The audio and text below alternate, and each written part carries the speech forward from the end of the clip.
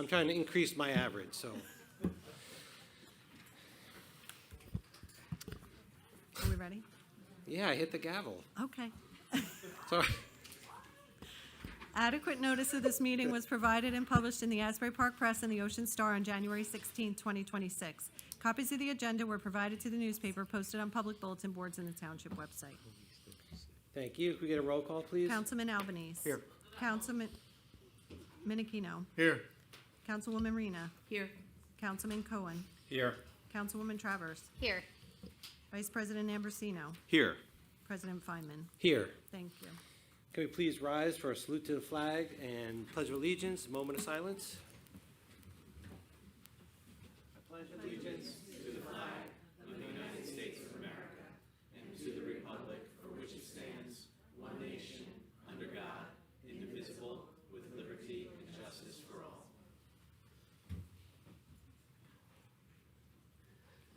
Thank you. Please be seated. Madam Clerk, will you accept the reports from the municipal officers to file? Yes, of course. Thank you. Can I get a motion and a second to approve the minutes from March 10th, 2026? Motion. Second. Copy that. Thank you. Roll call. Councilman Albanese. Yes. Councilman Minikino. Yes. Councilwoman Rena. Yes. Councilman Cohen. Yes. Councilwoman Travers. Yes. Vice President Ambrosino. Yes. President Feynman. Yes. Thank you. Thank you. All right. At this point, I'd like to invite Chief Forrester and Mayor Crate up to the front for swearing in.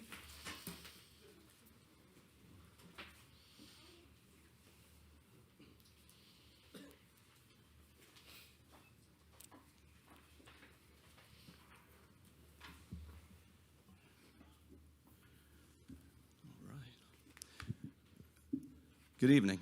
First and foremost, I want to thank the mayor, the council, and the business administrator for all their support for the police department.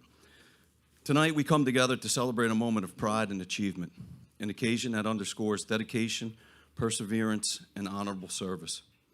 It is an honor to witness the promotion of one of our finest officers, Sergeant Anthony Zarica. He has displayed leadership, expertise, and a commitment to the safety and well-being of our residents. Every promotion not only signifies an elevation in rank, but also calls for a greater responsibility, a responsibility to uphold the ideas of integrity, honor, and service that are the foundation of our work. Congratulations, Sergeant Zarica. Thank you for your service, and may your leadership inspire those around you as we continue this journey of excellence. Sergeant Zarica joined the Brick Township Police Department in August of 2008 and graduated from the Ocean County Police Academy in January 2009. In June 2009, he was diagnosed with a rare form of esophagus cancer, and after a 10-month battle involving chemotherapy, radiation, and surgery, he returned to duty as a patrol officer. He is now more than 16 years cancer-free. Sergeant Zarica has spent his entire career in the patrol division, serving on both the evening and midnight shifts, with most of his tenure on midnights. He has been a member of the Marine Unit since 2018, serving as a boat operator. Throughout his career, he has participated in the Helping Hands basketball game and serves as chairman of the Richard J. Harper Memorial Golf Outing, which raises scholarship funds for graduating Brick Township High School students. His commendations include Meritorious Service Award, Honorable Service Award, Life-Saving Award, and numerous chief certificates. Sergeant Zarica will now serve as a supervisor on the midnight shift in the patrol division. He is joined tonight by his wife, Kristen, his daughter, Gemma, and his son, Nicholas. Also present are his parents, Joanne and Anthony, his sister, Suzanne, and other family members and friends. Anthony, would you come up?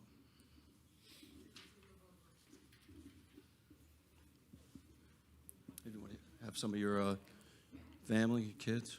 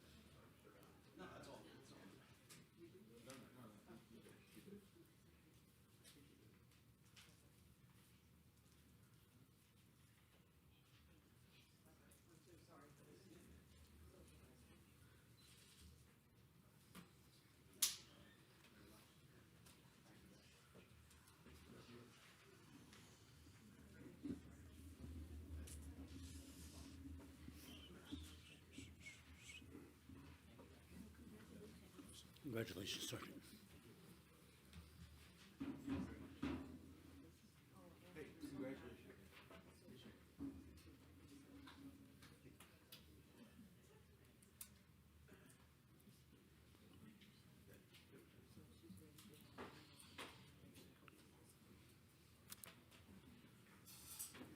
All right, thank you. For those who are not interested in sticking around for the budget presentations, now would be the opportune time to cut loose. We'll close our eyes, we won't look.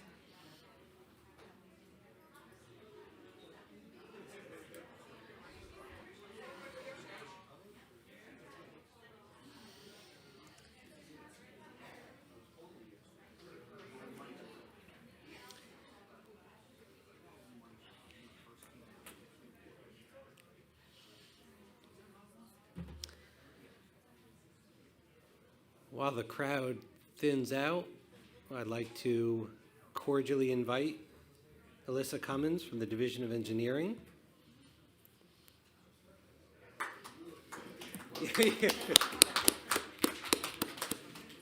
I wasn't sure, we don't have intro music to like play you up. Oh, my apologies. What I meant to say, I'd like to invite, stick together. Brick by brick.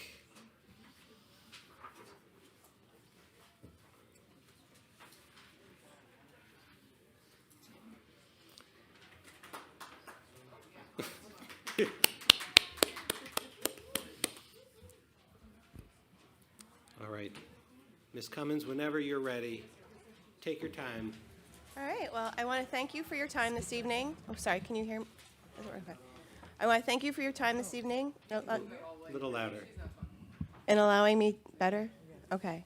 Allowing me to provide a brief introduction to the Engineering Division and address the items requested in the 2026 budget.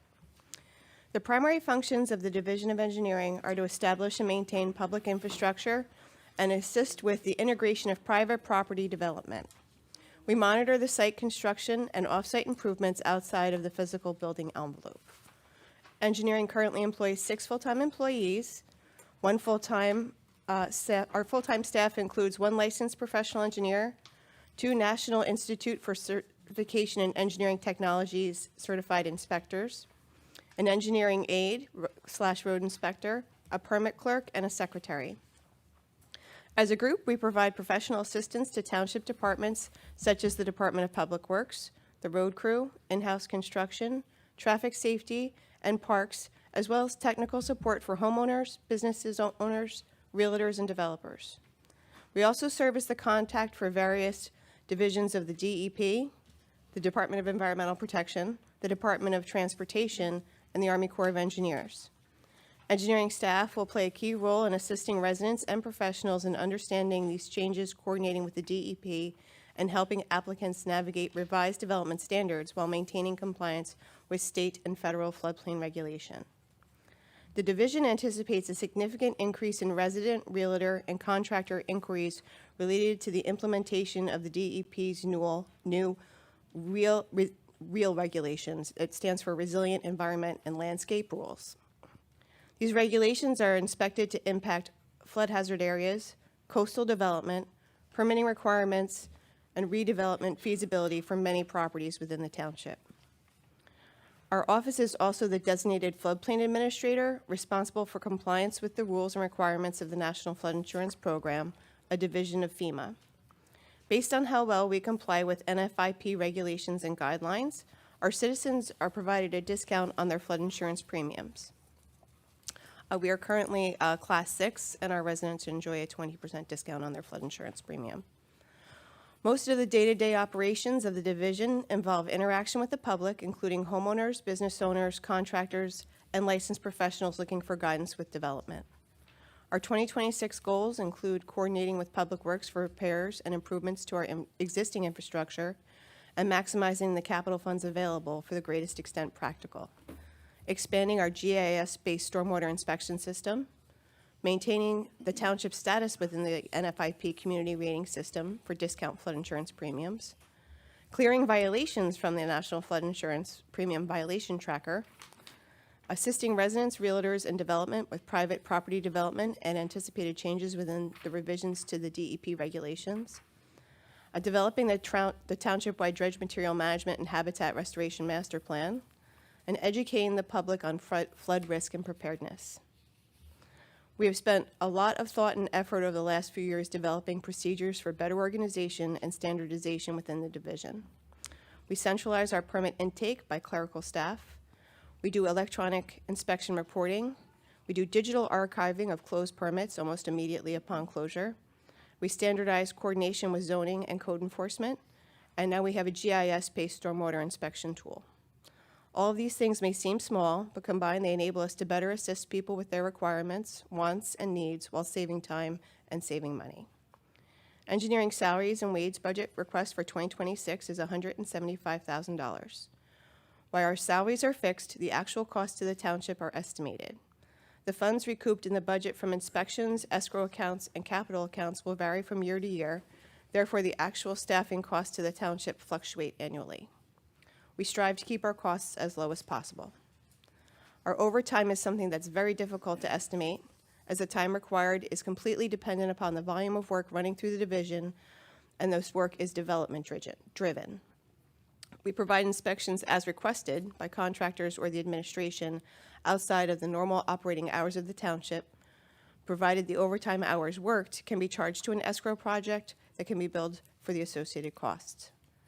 Our overtime budget request for 2026 is $10,000, which is consistent with requests from last year and the actual cost for the last few years. Our operating budget request is $115,250. These funds are requested to pay for our general supplies, including like tools and equipment that we need to do our job, such as pens, uniforms, paint, measuring tools, levels, etc. Our renewal fees to pay for our professional licenses and certification, as well as the courses that provide the continuing education credits we need to maintain them.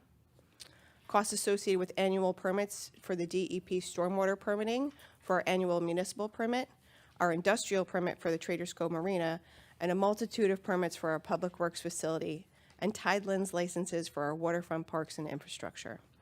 The professional services of engineers, surveyors, and architects, and environmentalists that are needed to be contracted with and to complete the tasks that are beyond the resources of our in-house division. Engineering's largest line item is for expert services. This is the money that the division reserves to pay engineers, architects, or other professionals for services that can't be capitalized, such as surveying, flood mapping appeals, the ADA, which is the barrier-free subcode compliance consultation, master plan updates, sound studies, and general traffic consultations. If the services are not required, these monies are not spent. With that, I thank the mayor and council and our business administrator and the citizens for their patience, support, and active participation in all of our projects and initiatives. Thank you. Thank you. Moving on to the Division of Inspections, Mr. Josephic couldn't make it tonight, so Ms. Bergen will be presenting that budget. Thanks, Council President. Thank you, Mayor Crate and the council members. I'd like to take this opportunity to present this to the public on the Divisions of Inspections budget for fiscal year 2026 on behalf of our construction official, Michael Josephic. The Division of Inspections is empowered to enforce the New Jersey adopted Uniform Construction Code, NJAC 5:23-1 through 12. Budget 195 is dedicated to the costs associated with administering and enforcing the Uniform Construction Code. The purpose of the Uniform Construction Code is to protect the health, safety, and welfare of the occupants of structures. The code is also designed to encourage innovation in construction, including the use of modern technical methods while eliminating obsolete construction regulations that increase the cost of construction. The number of permits issued in 2025 was 3,394, with an additional 801 permit updates issued in 2025. This represents a relatively consistent number of permits issued year after year. The total number of permits issued can fluctuate based on economic and other conditions outside of our control. The number of inspections performed in 2025 was 15,972. As with permit activity, the number of inspections fluctuates depending on economic conditions and construction activity. Much of the revenue from permit fees is based on the value of construction projects. The total value of construction in 2025 was $153,512,442. Improvements made to real property increase the overall value of properties and contribute to property tax revenue for the township. Revenue generated by permit fees totaled $2,383,890.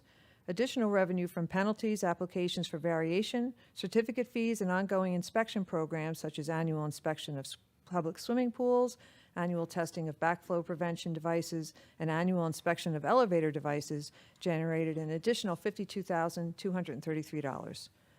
Our inspection staff is made up of a construction official, subcode officials, inspectors, and clerical support staff. Each local enforcement agency has one construction official who has chief administrative responsibility for administering and enforcing the provisions of the New Jersey Uniform Construction Code. Each technical area of the code has a subcode official. Under the direction of the construction official, subcode officials have administrative responsibility for enforcement within their specific discipline. They interpret code requirements, perform plan reviews prior to permits being issued, and supervise inspectors within their subcode. Inspectors, under the direction of their subcode officials and the construction official, perform field inspections. The staff dedicated to the building subcode includes construction official Michael Josevic, serving as the interim building subcode official, along with 2 full-time building inspectors. The plumbing mechanical subcode includes 1 full-time subcode official and 1 full-time plumbing mechanical inspector. The electrical subcode includes 1 full-time electric subcode official and 1 full-time electrical inspector. The fire subcode inspection services, we continue to utilize a shared services agreement with the Brick Bureau of Fire Safety. We currently have a part-time elevator subcode official. Our elevator inspector will be moving on in May, and we will be exploring the possibility of hiring a new part-time inspector or utilizing a third-party agency. Clerical duties include permit application intake, data entry, inspection scheduling, moving applications through the plan review process, processing violation notices, and issuing permits once approved by the subcode officials. Our clerical staff serve as the frontline employees who interact daily with residents and contractors, and we are very fortunate to have a dedicated and hardworking team. We currently have 8 additional full-time clerical staff members. 1 clerk serves as the clerical supervisor and is responsible for processing certificates of occupancy, responding to and processing OPRA requests, and assisting other clerical staff.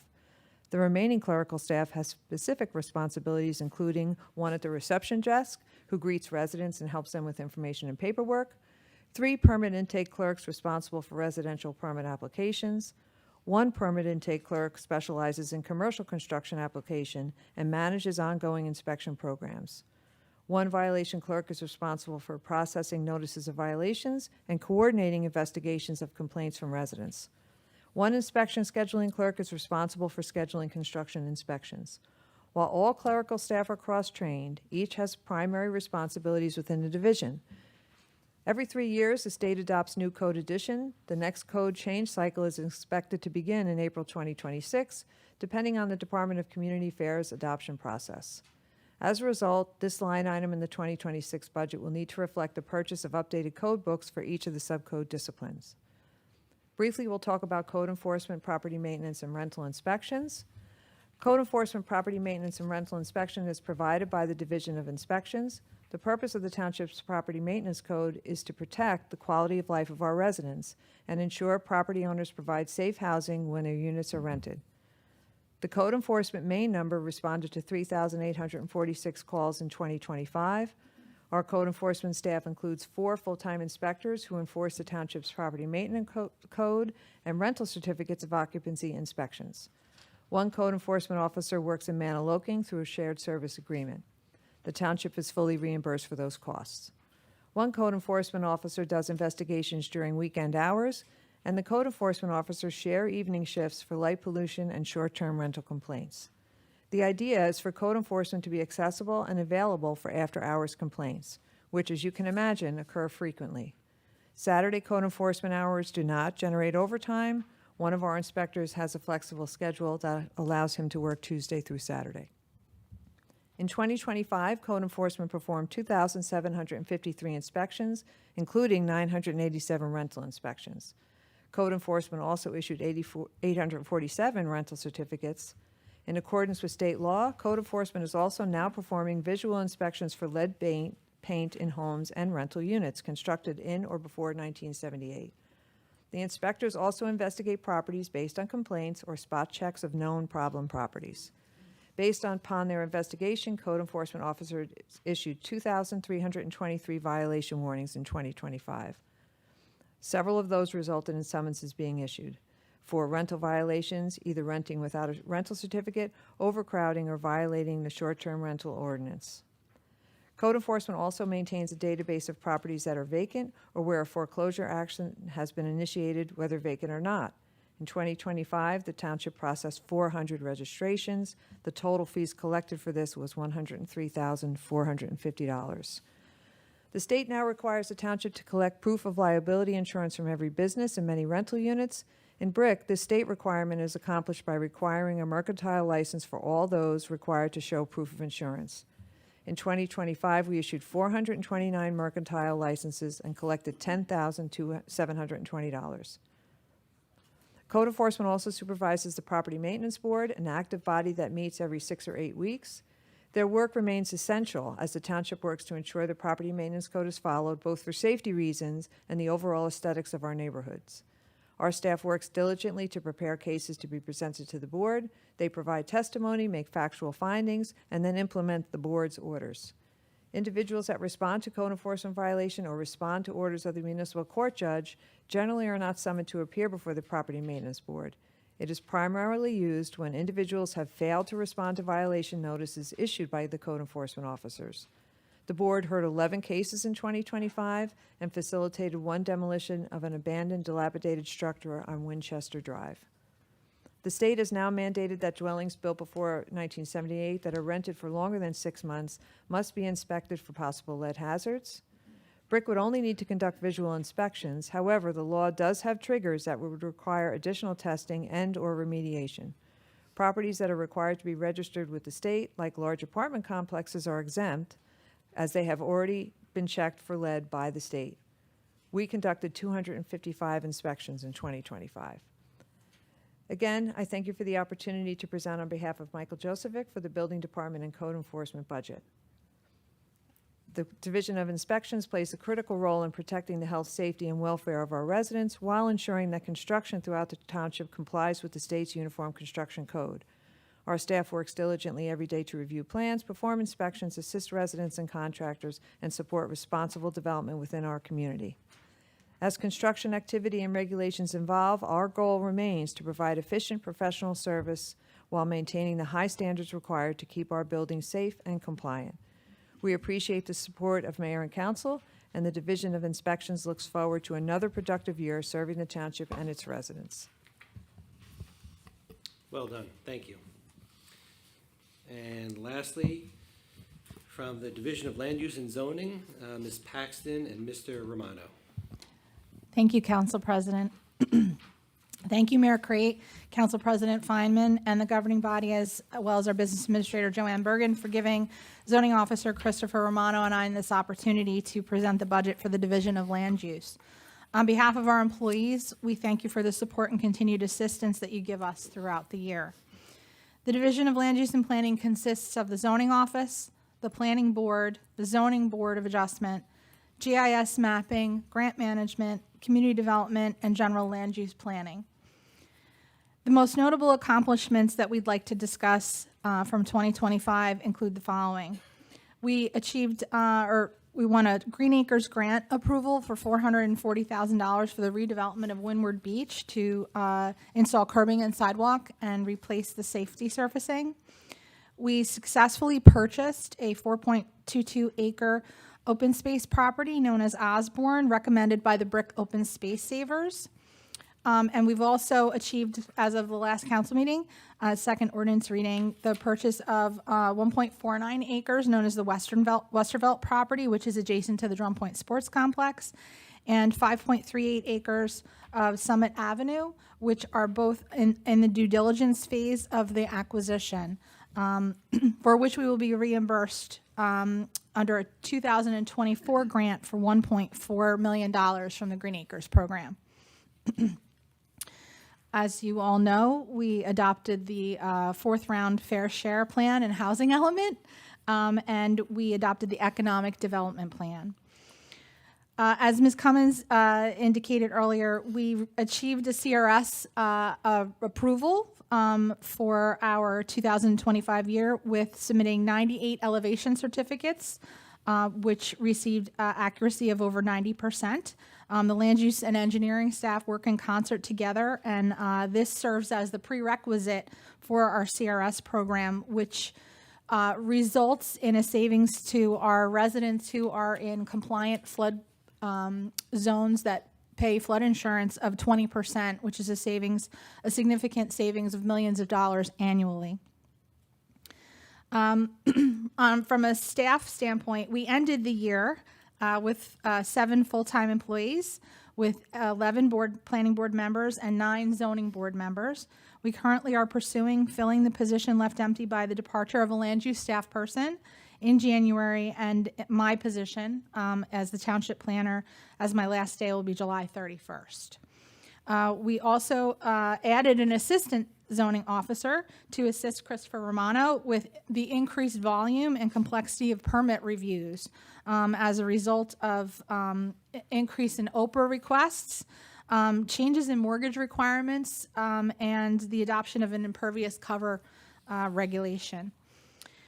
We serve as staff to the Planning Board, Zoning Board of Adjustment, Land Use Committee, Master Plan Committee, Environmental Commission, Architectural Review Committee, Sustainable Brick Committee, the Green Team, Brick Open Space Savers, Floodplain Management Planning Committee. Mr. Romano serves as the ADA Coordinator. We also assist the Shade Tree Commission, Historical Commission, and Homes Now, Inc., who is our Affordable Housing Administrator. I know we talked so much about affordable housing at the last council meeting, but humor me for a little while longer so that you understand how the program is administered. So in 2025, our division collected $826,754 in affordable housing fees. This is an increase of $159,426 from 2024, which indicates that the township added more value in taxable improvements than the year prior. These fees are collected during the permitting of new homes and commercial sites, and 85% of these fees are passed on to Homes Now, Inc., which is deposited in the Affordable Housing Trust Fund, for which we utilize to administer compliance with the Affordable Housing Program. A total of 880 deed-restricted units are maintained in accordance with the Fair Share Act regulations, and the township reports over 1,200 credits that provide affordable housing. During the 2025 calendar year and the first quarter of 2026, as you all know, considerable time and resources were deployed to defend the township from challenges to our affordable housing plan. From the revenue side, the Division of Land Use and Planning has 5 main sources of revenue that help to offset the cost to our taxpayers for our operations. We collect permit and application fees, zoning permit fees, affordable housing fees, planning and zoning board application fees, and escrow fees, all user fees.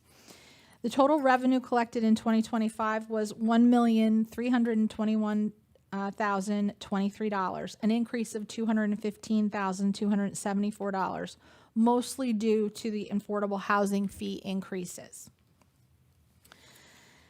From the expense side, salary and wages, the land use budget for salary and wages that includes land use, planning, and zoning boards affordable housing budget line items is $550,000. The Board of Adjustment is $90,000, and overtime budget request is $2,000.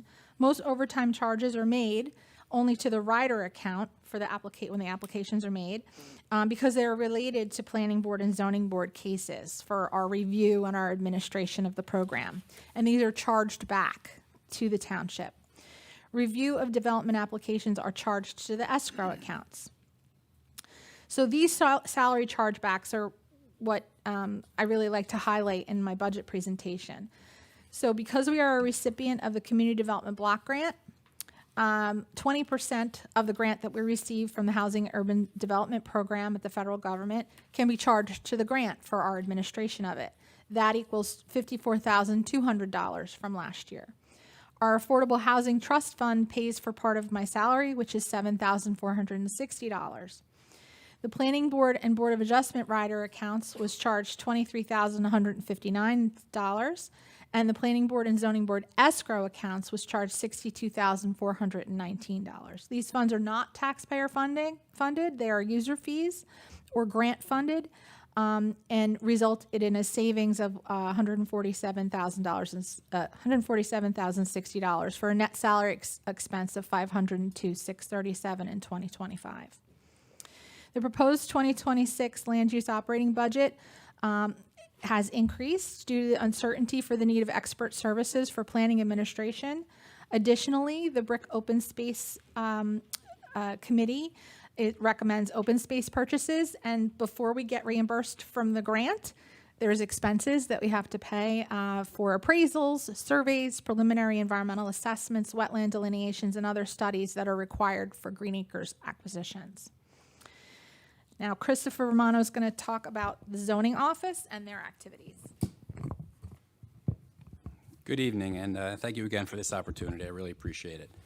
So the zoning office is now staffed by 3 employees: the zoning officer, assistant zoning officer, and a clerk.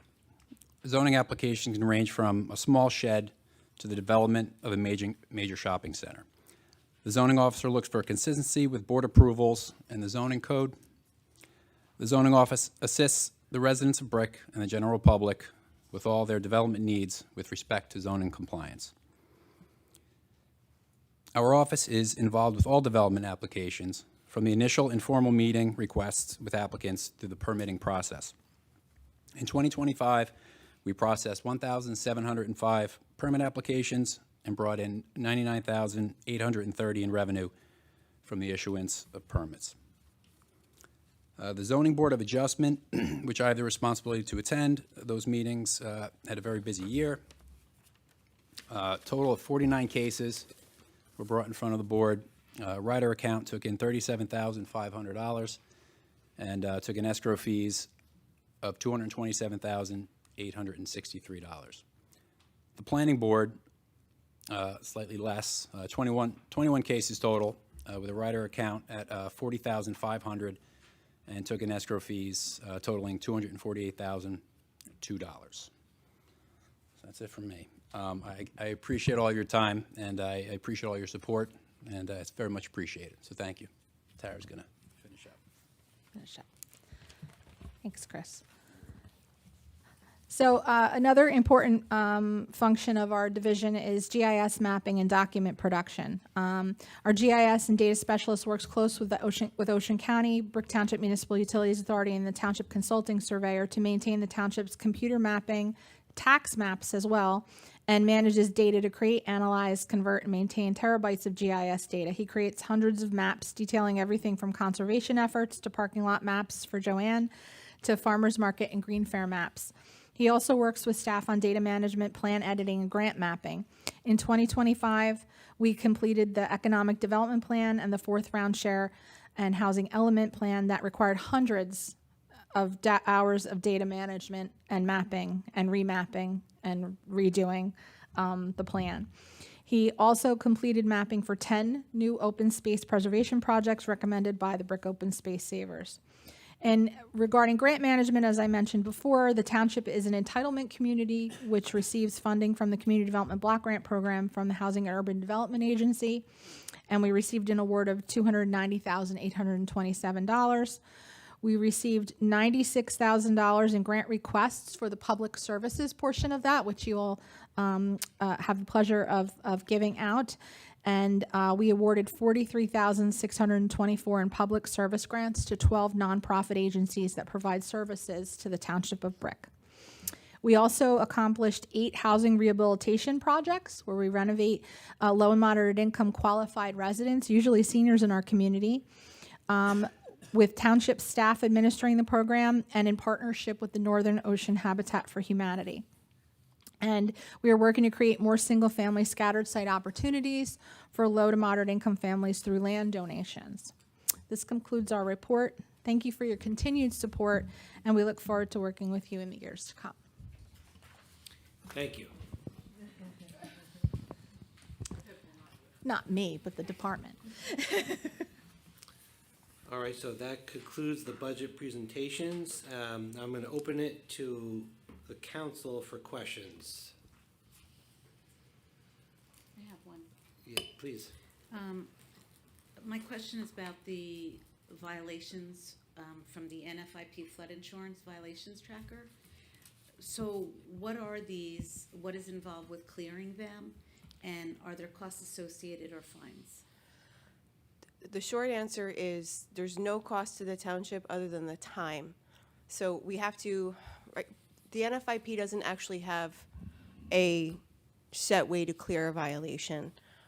We are a part of a pilot program with Atlantic Highlands where essentially I fill out a 6-page form. I have to get a flood elevation certificate for the property that has to be dated after the date the violation was identified.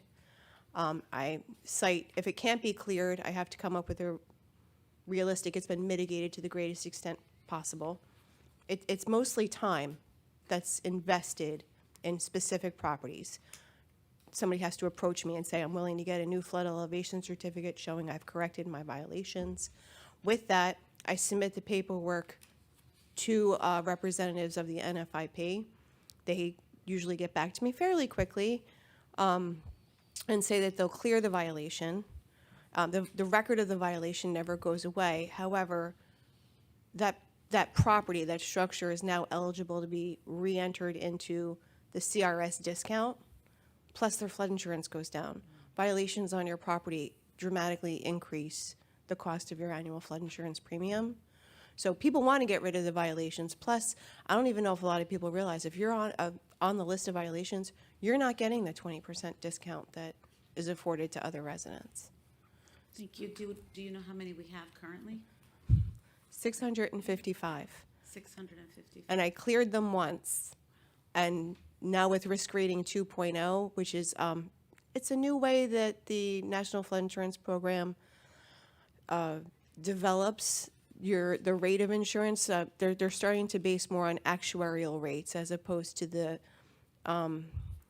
subsidized rates that were given out in the 70s. You know, if you had a structure that was in the flood zone, when they made the flood zone, they offered a subsidized flood insurance rate to everyone that already had a structure. Those subsidies are going away, and people are getting closer and closer to the actuarial rate of what they would pay on the free market for flood insurance, even through the NFIP on a federal policy. When they changed this program, all of our violations came back overnight. And it's not as easy to clear them as they would. Like, each property needs the 6-page form and the inspection and photos, whereas before I was able to just provide flood elevation certificates, say that these structures were built before the existence of the NFIP. I think we cleared a couple hundred structures that way. We cleared several hundred structures just as a result of Sandy, because structures were demolished or elevated after Sandy, and as soon as I could demonstrate that through permits, they cleared the violation. These structures there's structures on the list that don't exist anymore, but I have to demonstrate that through paperwork. Thank you. I have a quick question for Mr. Romano. It's an easy one. So you have a bar chart that's color coordinated by the different types of permits, but my copy is black and white, so I can't make out what's what. There's one that is, leads the highest number of permits. I was just curious what that was. That was, and Sarah's very happy that you brought up her bar chart. It's a Put a lot of beautiful time. chart. Yeah, it is. Just can't make it out. What do you think it is? It's a nice, something that would, during the springtime, summertime, a lot of people need to replace them. Yeah, I'm assuming Yeah. it's not signs, so probably pools. Close. Just, it's fences. So those, it's just a, basic application that is the most popular. So Okay. everybody's, and changes their, replaces their fence and puts in new fencing, especially when it comes, like you said, with pools. That's a requirement with UCC, along with a pool, so it's a busy one. Okay, got it. Thank you. You're welcome. All right, any other questions from council? Seeing none, close council. Now going to open to public for questions on just these presentations only. Seeing none, close public. Moving on to 6-1. Thank you.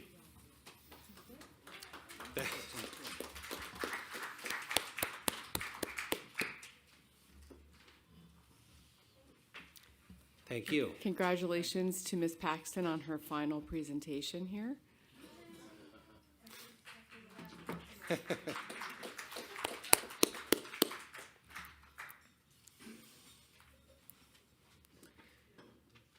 Yeah, now why don't we move on to 6-1?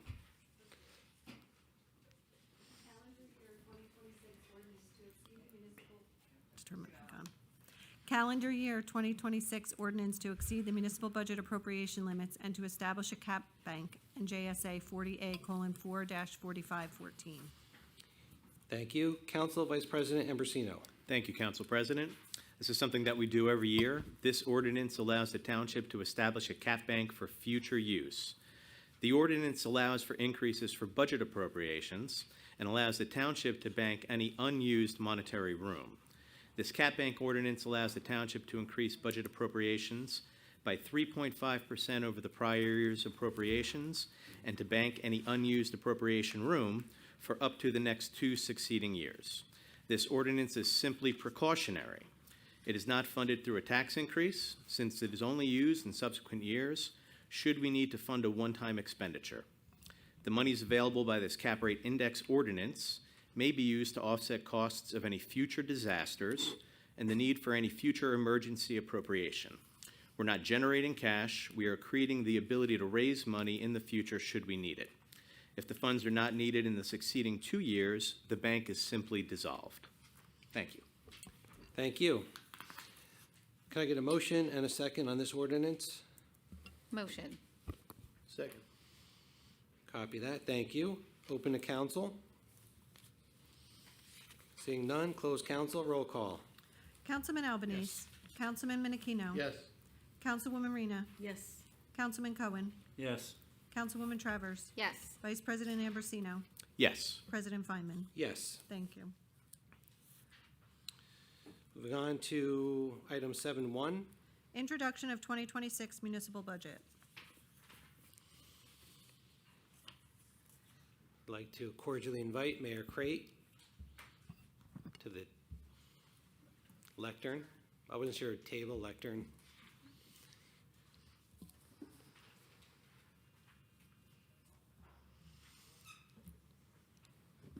Good evening, everyone.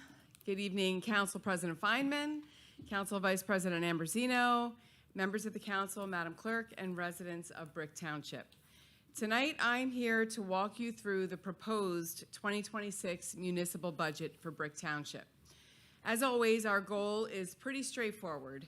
Manage things responsibly, keep our finances in check, and make sure we're delivering the services our residents rely on every single day.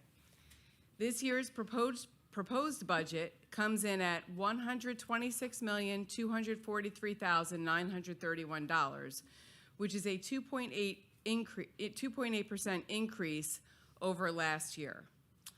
Like everyone else, we are dealing with rising costs. Fuel, electricity, natural gas, utility expenses across the board are up, and that impacts nearly every part of our operations. Even with those pressures, we've worked hard to keep spending growth steady and predictable.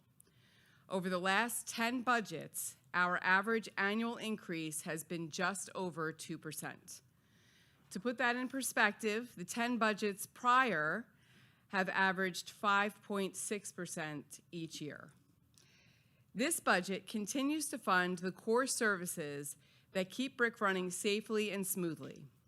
It supports our police officers, dispatchers, and EMTs who are on duty 24/7. In fact, About one of every $4 in this budget goes directly to those departments, the people who are there for residents and with residents when they need them most. We are also continuing to support our senior community through Brick Township Senior Services and the Senior Center.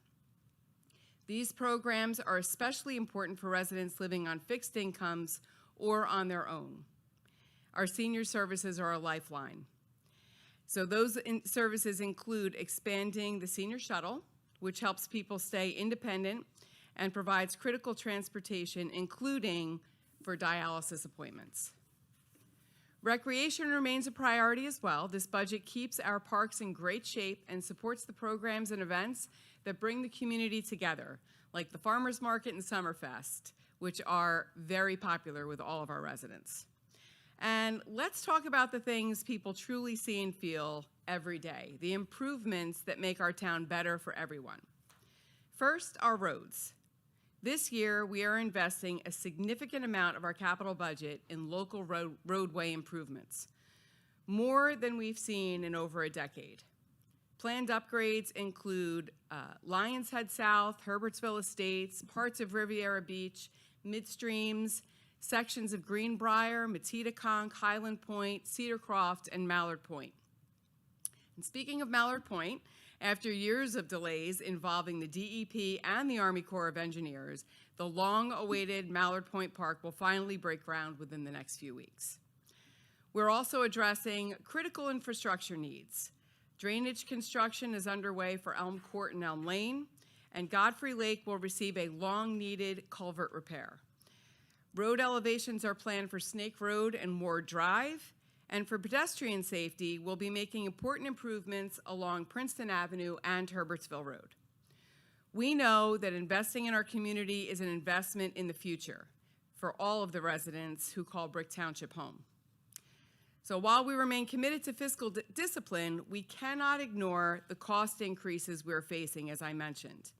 The most significant increase this year is health insurance, which has risen more than $2.1 million. Additionally, all households across the state of New Jersey have experienced the nearly 20% rate hike approved by the BPU. That rate increase has also impacted the township. Rising costs for gas, diesel, and everyday supplies continue to place a strain on our budget, and we are working to manage these pressures as responsibly as possible. As with households everywhere, many of these increases are beyond our control. As a result, we conducted a thorough review of every line in the budget and made difficult decisions. There is very little in this budget that could be considered optional spending. The proposed budget includes an increase of 3.2 cents for the municipal portion of the tax. Switch out. Thank you. For the average home in Brick, that works out to about $98 per year. We understand that any increase matters, and this wasn't taken lightly, but it's necessary to maintain the level of services residents expect while keeping the township on solid financial footing. It's also worth pointing out that this increase only affects the municipal portion of your tax bill, which is about 30% of the total. The remaining 70% is determined by the Board of Education, the county, and the local fire district. Now, I think it's really important to also point out that despite all I've just said about rising costs throughout the state and nation, we have continued to make real progress in reducing our long-term debt. Back in 2014, the township's debt was $168 million. Today, it's down to about $119 million, a reduction of nearly 30%. That didn't happen by accident. It's the result of careful planning, prioritizing what matters, and sticking to responsible financial practices. Before wrapping up, I want to thank our business administrator, Joanne Bergen, former CFO, Maureen Laffey-Berg, and current CFO, William Pandos. Putting together a budget of this size and magnitude takes a lot of time, effort, and attention to detail, and their work has been essential throughout the entire process. With that, I am submitting this budget to the Township Council for their review. I'm confident that they'll find it to be a solid, balanced plan that reflects all of our shared values. And to our residents, please know that we take seriously the responsibility of managing your tax dollars. Every decision we make is focused on being efficient, transparent, and keeping Brick Township on a strong path forward. So I thank you for your time this evening, and let's keep working together to make sure Brick Township remains a community where we can all be proud to call home. Thank you.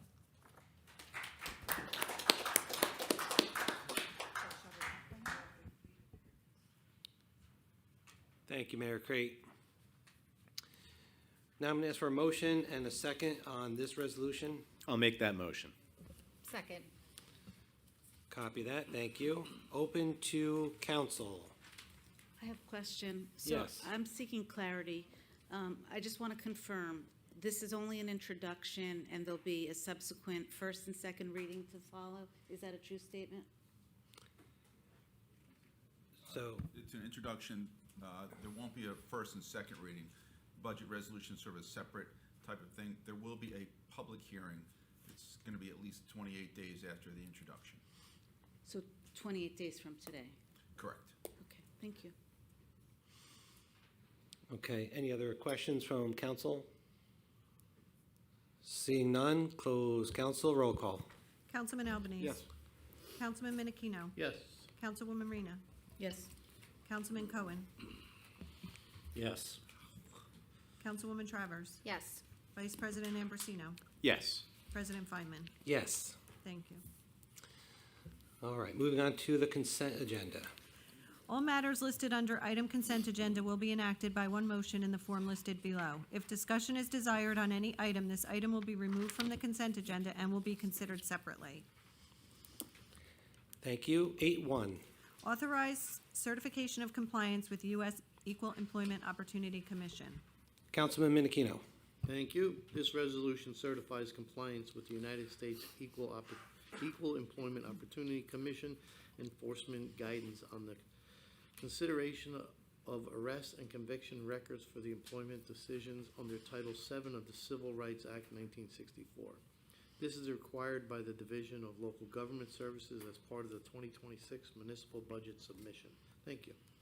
Thank you. 8-2, please. Authorize budget transfer 2025. Councilwoman Travers. Thank you, Council President. This resolution authorizes budget appropriation transfers as needed for year end. These transfers do not increase our overall municipal budget in any way. We are moving funds from one account to another. Thank you. Thank you. 8-3. Authorize emergency temporary appropriations for 2026 temporary budget. Councilman Menachino. Thank you. This resolution authorizes emergency temporary appropriations for the municipal budget as needed through the end of May. This resolution allows the township to increase line item departments' budgets by the amounts specified, which has been calculated to get all departments through the time to adopt the budget. Thank you. Thank you. 8-4. Authorize amendment to the temporary capital budget 2026. Council Vice President Ambrosino. Thank you, Council President. So this resolution authorizes amendments to the 2026 capital budget. Later on in this meeting, the council will be asked to introduce the 2026 capital budget with projects in the 5, 7, 10, and 15-year lifespan ordinances. This resolution amends the budget by specifying the various projects that go within those particular ordinances. Thank you. Thank you. 8-5. Authorize cancellation of stale dated checks, municipal court bail account. Councilman Albanese. Thank you. This resolution authorizes the cancellation of stale dated checks in the amount of $76 from the municipal court bail account. Thank you. 8-6. Authorize cancellation of stale dated checks, municipal court general account. Councilman Albanese. Thank you. This resolution authorizes the cancellation of state dated check in the amount of $1 from the municipal court general account. Thank you. 8-7. Authorize receipt of bids flood control valves. Councilman Cohen. This resolution authorizes the receipt of bids for the delivery of various size check valves and their installation. The township has many low-lying elevation areas, and high tides can cause flooding in streets where seawater backs up into storm sewers. The valves will be placed within the municipality-owned storm drainage pipes in areas subject to tidal induction. A property A properly installed check valve allows stormwater to flow out, prevents tide water from flowing into the storm sewers, and can reduce instances of flooding that result from tide evaluations that are higher than the surrounding areas. And I'm sorry, that's elevations. Thank you. 8-8. Authorize receipt of bids, public safety uniforms and equipment. Councilwoman Travers. Thank you, Council President. This resolution authorizes the receipt of bids for public safety uniforms and equipment. This contract is mainly used for clothing for new hires within the police and EMS department clothing allowances for full and part-time emergency medical technicians and replacement uniforms for all divisions such as police, CERT, EMS, etc. Thank you. Thank you. 8-9, please. Authorize request for proposals, preservation architectural services. Councilwoman Reyna. Thank you. This resolution authorizes the request for proposals for preservation architectural services. The township is preparing to use grant money from the CDBG program to make repairs to the Historical Society Hull's House on Herbertsville Road. Because of the nature of these repairs, an architect that specializes in preservation is required. Thank you. Thank you. 8-10, please. Authorize award of contract landscape maintenance at Solar Field. Councilman Minikino. Thank you. This resolution authorizes an award of contract to Riverview Companies, Millstone, in the amount of $60,000 for the landscape maintenance service at the Solar Field. The scope of work in this project includes the spring and fall mowing, seed mix with fertilizer, hay, topsoil mulch, vegetation removal, and disposal of rip-rap areas of approximately 15 acres. This is a 2-year contract. Thank you. Thank you. 8-11. Authorize award of contract Summerfest food truck vendors. Councilwoman Travers. Thank you, Council President. This resolution authorizes an award of contract for the following Summerfest food truck vendors: Big Blue Wrap and Roll, Delano Food Service, Jersey Juice Company, Jersey Mike Subs, John and Debbie O's Concessions, Tony's Italian Sausage, and You Scream Ice Cream. Bid notices were provided to 130 prospective bidders from our bidders list and 16 picked up bid packages. 11 bids were received with 1 rejection for faulty paperwork. Thank you. Thank you. 8-12. Authorize award of contract beer and wine garden concession. Council Vice President Ambrosino. Thank you, Council President.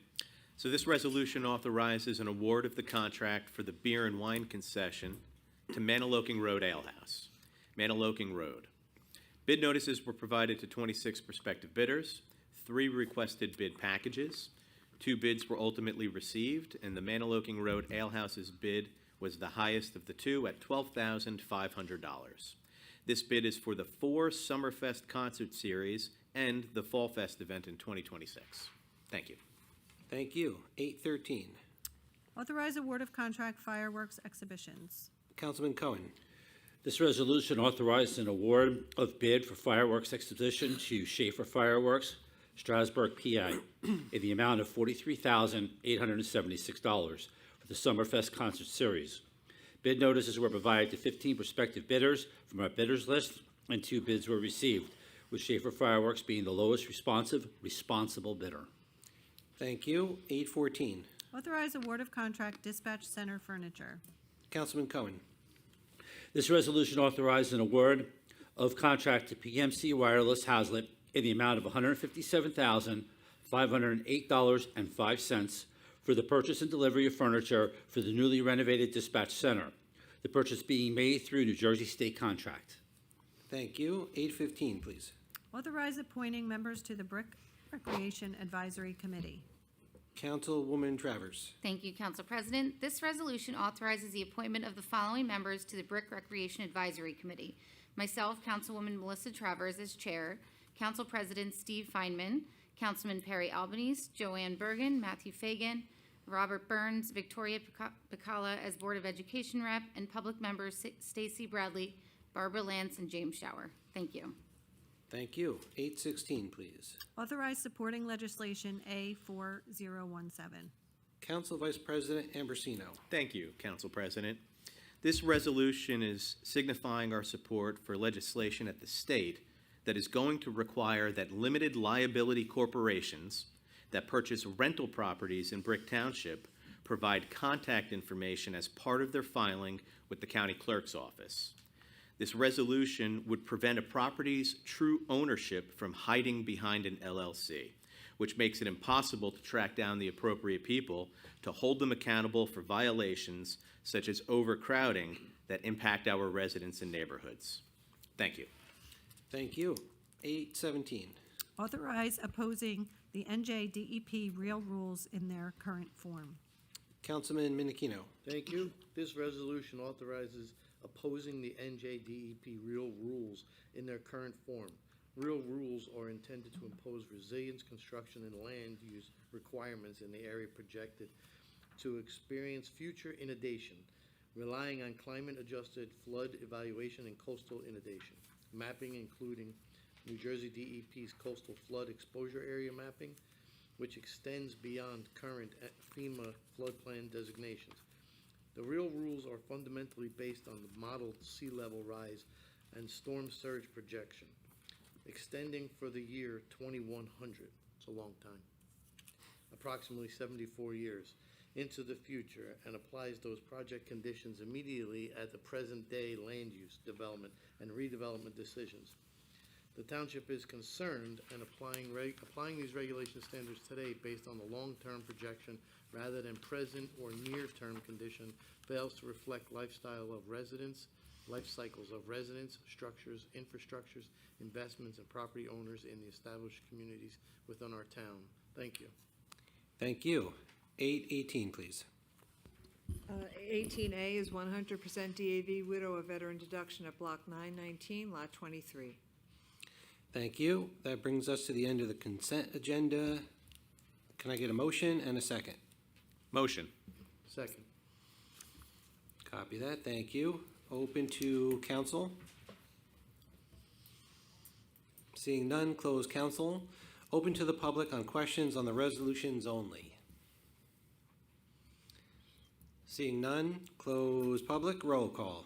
Councilman Albanese. Yes. Councilman Minikino. Yes. Councilwoman Rena. Yes. Councilman Cohen. Yes. Councilwoman Travers. Yes. Vice President Ambrosino. Yes. President Feynman. Yes. Thank you. Thank you. Moving on to item number 819. Be it resolved by the Township Council of the Township of Brick that the following bills be paid and that the mayor and clerk be and are hereby authorized to draw orders on the treasurer for the amounts of the same. Computer bill resolution in the amount of $25,090,107.13. Thank you. Can I get a motion and a second on the computer bill resolution? Motion. Second. Copy that. Thank you. Open to council.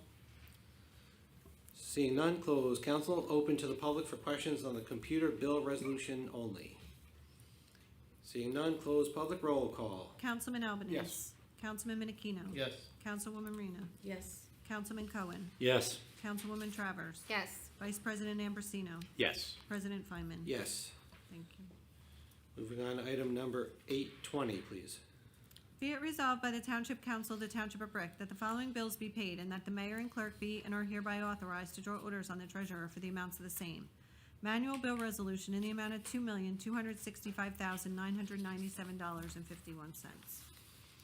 Thank you. Is there a motion and a second on the manual bill resolution? Motion. Second.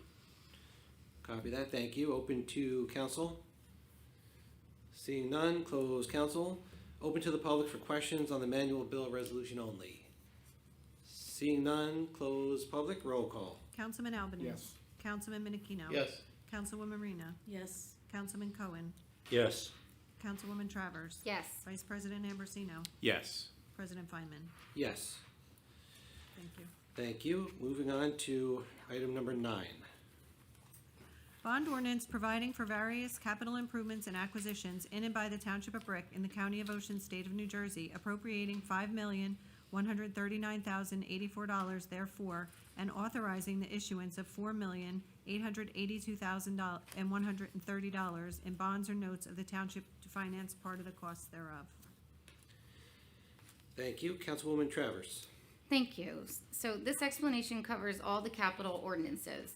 The 2026 capital budget totals $12 million. At the outset, the total request for capital funds exceeded $20 million, but the department heads worked hard to back into manageable numbers. For DPW, parks and buildings and grounds, $3.7 million is being requested. The sanitation requests included 2 automated garbage trucks, a jetback, a mason dump, a salter for the tandem truck, a tandem dump truck with a plow and salter, asphalt for paving jobs. For buildings and grounds, 2 F-250s with plows, HVAC replacement at the Cherry Quay batting cages and in the police department.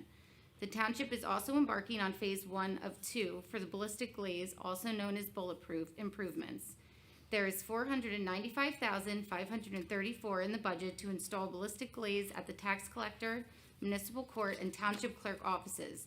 Next year, in phase 2, we will do the tax assessor and building department.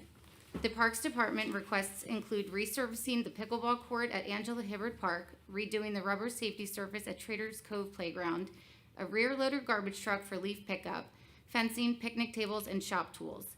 EMS is requesting $754,000 for 4 new power cots, replacement of 2 aging first responder vehicles, design costs for the renovation of Station 2 on Lanes Mill Road, portable trailers, a rehab trailer, and tactile ballistic vests and helmets. The building department has requested $36,344 for EV charging stations and equipment for a public station here at Town Hall. Purchasing is requesting a $17,000 folding machine. Seniors is asking for bus radios. Recreation requested $215,000 as a rough estimate for the township's third of the cost to renovate the Drum Point School Playground, $111,900 for various pieces of equipment for the marina, and the installation of a pitching and catching batting cage tunnel at Drum Point Sports Complex. They also requested items needed for the beach operation. The township's IT department requested $506,100 for various items, include PC replacement, servers, cameras and laptops, iPad for EMS, tough books for the police department, as well as interview room cameras. The police department requested $760,316 for rifles, suppressors, undercover vehicles, guns, holsters, a vehicle for traffic safety, a vehicle for the patrol supervisor, and 2 command staff vehicles, along with 3 additional electronic speed limit signs. Engineering has the most requests at just shy of $6 million. There is a significant investment on roadway improvements at Lions Head South, Mallard Point, Herbertsville Estates, Riviera Beach, Midstreams, a section of Greenbrier, a section of Mtitaconk, a section of Highland Pine, a section of Cedar Croft, a section of Midstreams, Tall Timber, and Westview, and parts of Riviera Beach. Other projects include Elm Court and Elm Lane drainage reconstruction, Godfrey Lake culvert repair, Snake Road roadway elevation, Ward Drive roadway elevation, Princeton Avenue pedestrian improvements, Herbertsville Road pedestrian improvements, bulkhead repair, landfill monitoring, landfill well maintenance, landfill slope repair, soil remediation at the old firing range, and improvements at the fire training center. Thank you. Well done, thank you. Can I have a motion and a second? Motion. Second. Copy that, thank you. Open to council. Seeing none, close council roll call. Councilman Albanese. Yes. Councilman Menachino. Yes. Councilwoman Rena. Yes. Councilman Cohen. Yes. Councilwoman Travers. Yes. Vice President Ambrosino. Yes. President Feinman. Yes, Thank you. thank you. Moving on to item number 9.2. Bond ordinance providing for various capital improvements and acquisitions in and by the Township of Brick in the County of Ocean, State of New Jersey, appropriating $506,100 therefore, and authorizing the issuance of $480,795 in bonds or notes of the Township to finance part of the cost thereof.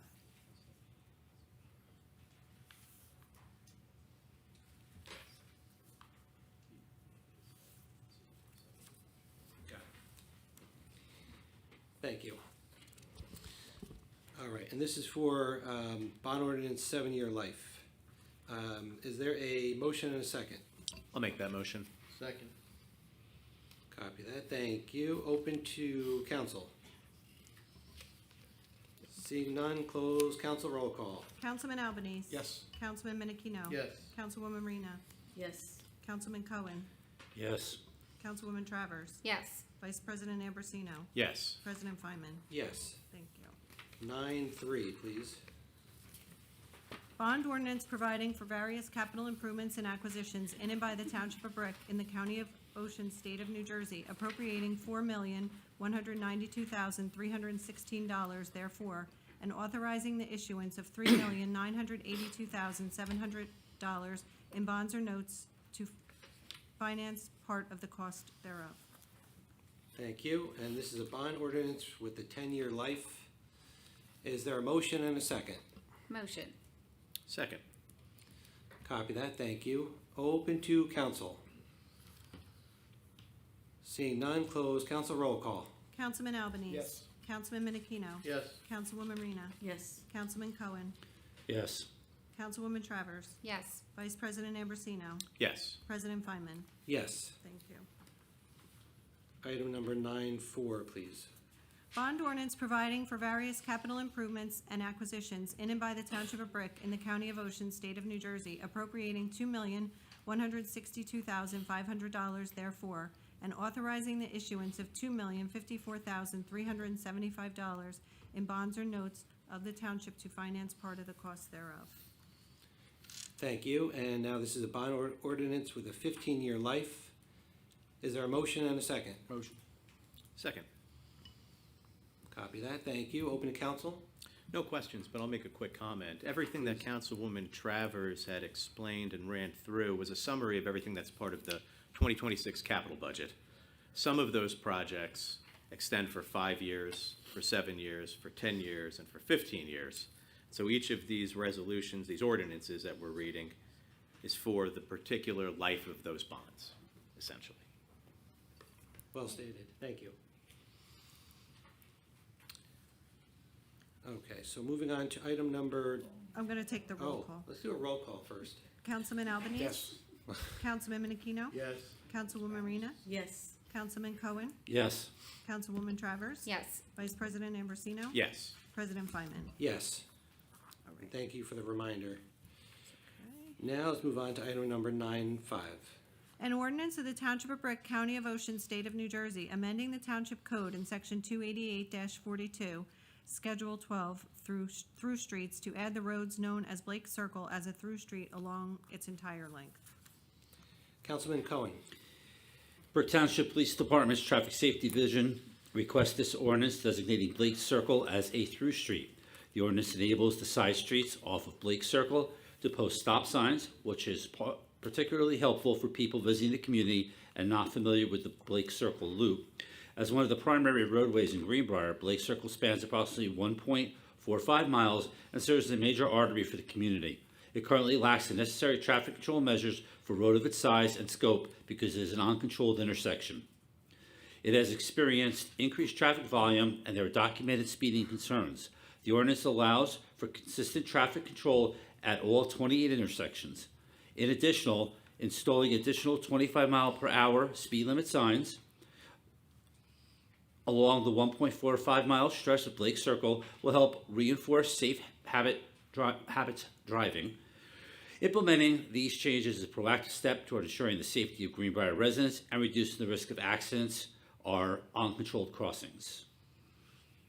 Thank you. Is there a motion and a second? I'll make the motion. Second. Copy that, thank you. Open to council. Seeing none, close council roll call. Councilman Albanese. Yes. Councilman Menachino. Yes. Councilwoman Rena. Yes. Councilman Cohen. Yes. Councilwoman Travers. Yes. Vice President Ambrosino. Yes. President Feynman. Yes, Thank you. thank you. Moving on to item number 10.1.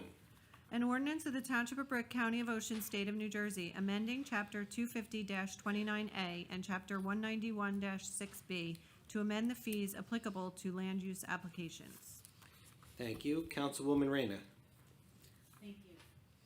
This ordinance comes as a recommendation from the Township's Land Use Committee, who reviewed and approved the need to increase escrow fees and application fees for planning and zoning board applications. The fees have not been increased in nearly 10 years.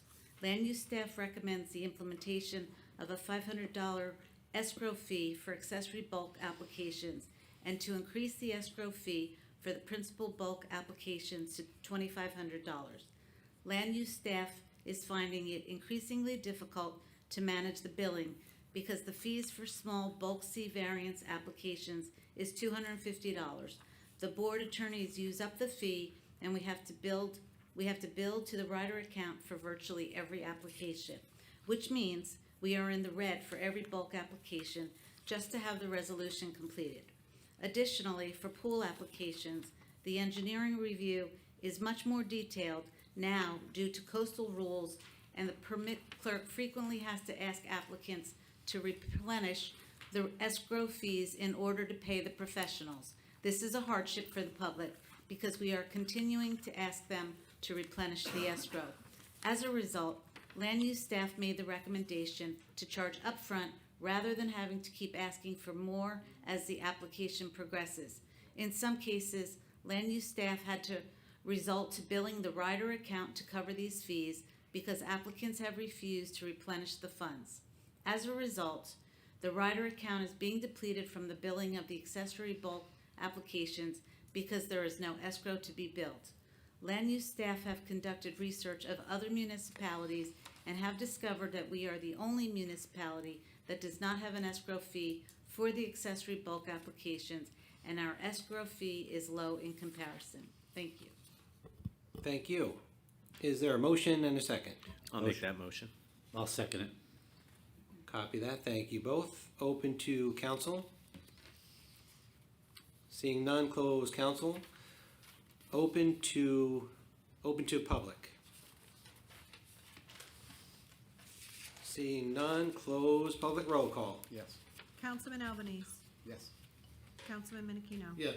Councilwoman Marina. Yes. Councilman Cohen. Yes. Councilwoman Travers. Yes. Vice President Ambrosino. Yes. President Feinman. Yes. Item number 10-2, please. An ordinance of the Township of Breck County of Ocean, State of New Jersey, amending Chapter 225 to require annual inspections for a rental certificate of occupancy and amending the fee applicable to the issuance of a rental certificate of occupancy. Council Vice President Ambrosino. Thank you, Council President.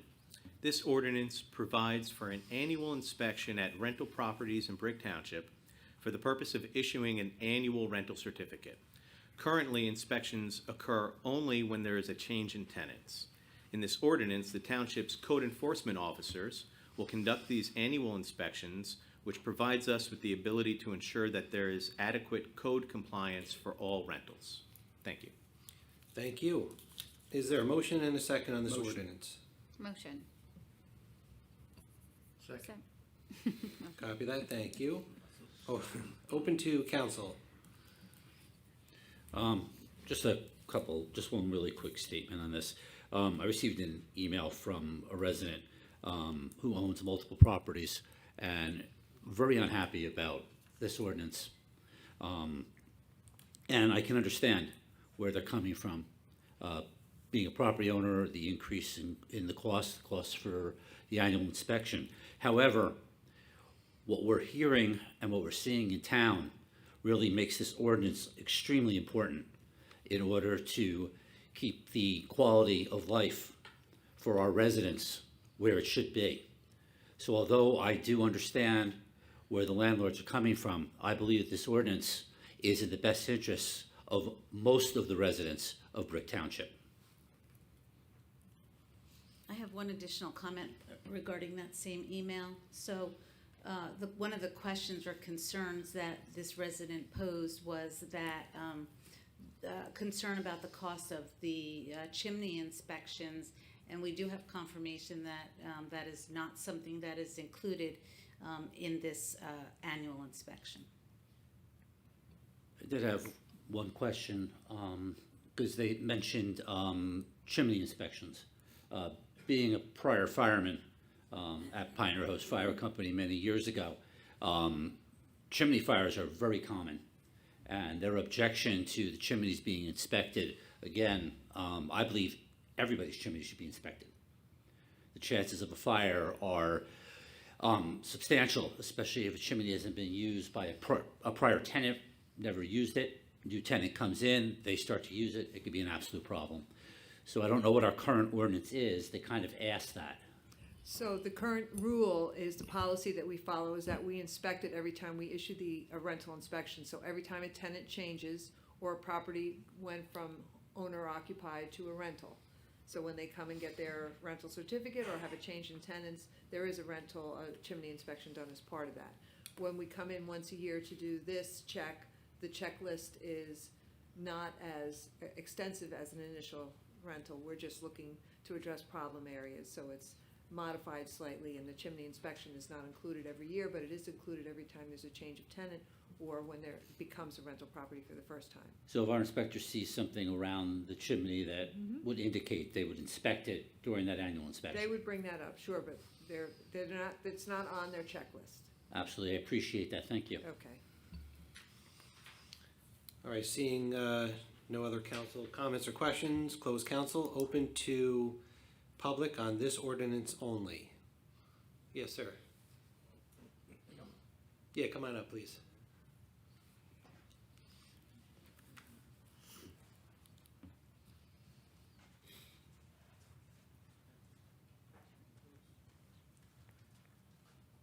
Christopher Lino, landlord in Brick for 30-plus years.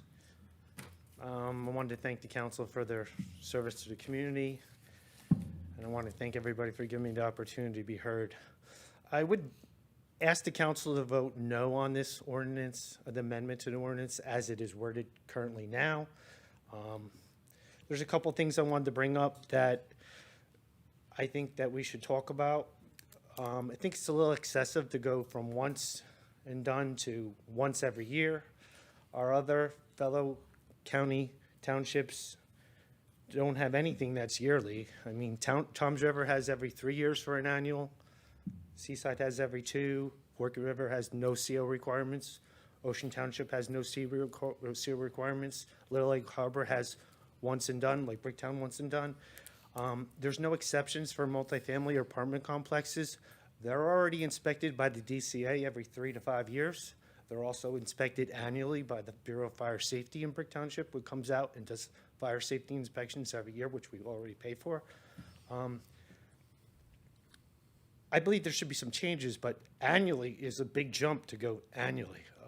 It's very excessive. We also have a lot of, there's probably 6,000 units that are inspected in rental units. So to jump through 6,000 new units, we're going to have to hire 2, 3 full-time employees just to catch up. You know what I mean? The current building department, code enforcement, everybody does a great job. I mean, I've been doing this for a long time. Everybody is par excellent, but they're already serviced 10,000 complaints on regular, just people calling up and saying, code enforcement, I want you to take a look at this high grass and stuff like that. They're already doing all the inspections they're doing now. One of the gentlemen that's here does a fantastic job. It's just, how are we going to add 6,000 new inspections without, it's just a lot of new inspections every year. And especially with multifamilies and apartments, we're already DCA inspected, you know what I mean? There should be some exceptions. Once again, I feel that annually is just a big jump, you know what I mean? And why do we need this ordinance? I mean, do we get one complaint? I mean, we've been doing this for 40, 50 years doing COs. I mean, is there that many complaints? And even with this ordinance, you're still going to get that 1 or 2 person that's going to still not comply no matter what. You know what I mean? So basically, as it's written right now, I just urge everybody to step back. Yes, we need something, but there needs to be some exceptions in this new ordinance.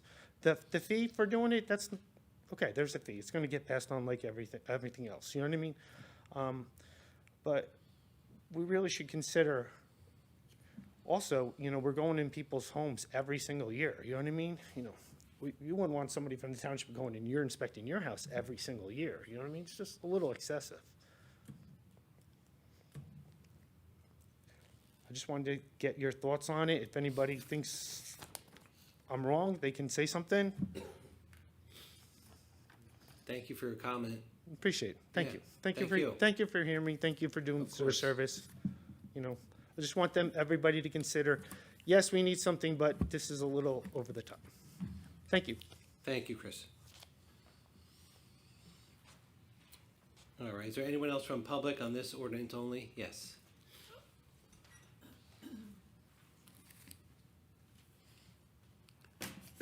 Roxanne Jones, West Princeton Avenue at the Laurelton Plaza Apartments.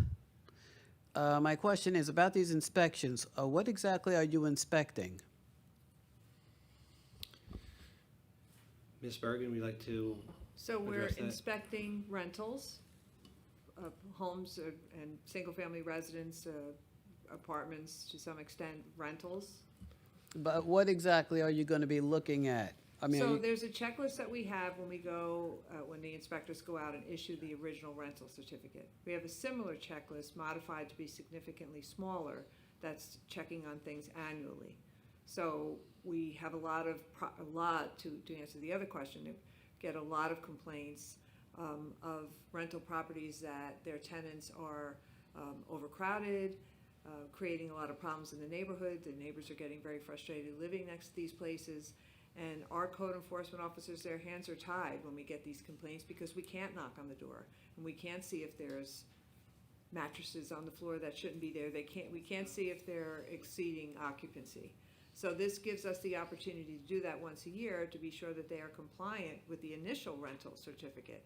Once we issue it and go away, we don't really know what people do, but we do know there's a problem. Councilman Cohen said it very accurately. There's a problem, and this ordinance is going to help our code enforcement officers address that problem. okay, and when will these inspections begin? Well, we haven't passed the ordinance yet, so we have to first pass the ordinance, and then it becomes law, and then we'll implement enforcement. Okay. Thank you. Is there anyone from public on this ordinance only? Yes, Mr. Bacon.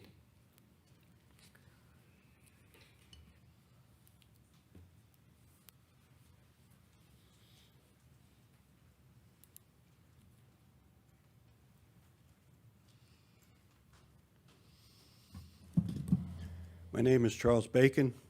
Good evening, Mayor, Council, and Administration. I have a couple comments to make. I think some challenges with this, and then just the structure of the ordinance. First, I do believe it's a good first step on this. I also believe that landlords, I guess, have mercantile licenses, will probably welcome this, with exceptions, and I understand those exceptions, and some of them are going to be valid. I think the challenge you might have, and I know several people in the real estate industry, is there's a number of rentals going on in this town that are probably not licensed.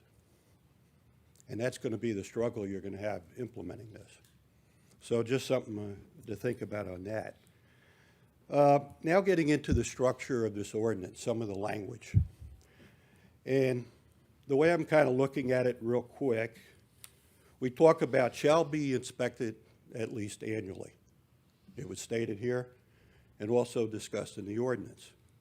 What I do not see in this is the notification of the people that are in those homes or those other places where they're doing multiple year rentals. And I'd like to stop at that point, so maybe we could have some clarification on that. We notify the landlords. Okay, and what is the rule with the landlord? Is there a certain period of time before that notification is going to take place because of the? So it's going to be on an annual schedule. Right. So if your rental certificate was issued in April, then April would be the start of when we would reach out and try to schedule that. Okay. You might want to consider, I don't know what the outcome's going to be of this, you might want to consider making some technical changes, just saying that the landlord will be notified. Thank you very much. Thank you, Mr. Bacon. Is there anyone else from public? Yes, sir.